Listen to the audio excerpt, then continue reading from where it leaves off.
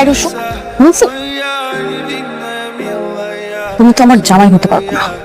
কি শুরু করছো তুমি এগুলো? এরকম হেল্পারগিরি কুলিগিরি শুরু করছো তুমি। তুমি যদি এগুলো করো আমার ফ্যামিলি কি মনে হয় তোমার কনভিন্স হবে?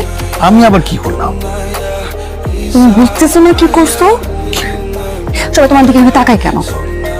কারা তাকাইছে? এই খোকা তুমি বুঝো না? আরে এখানে যারা আছে সবাই তো আমার মা বোনের মতো।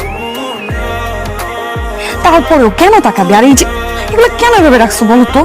এই যে এইসব করার কারণে একটু তাকাচ্ছি যে ঢেকে চলবা, যত চাপ ভদ্র থাকা যায়, বুঝছো? এই যে এটা তুমি কালকে থেকে না দেখি, একদম ভদ্র ছেলের মতো খালি কনভিন্স করতে হবে, বুঝছো?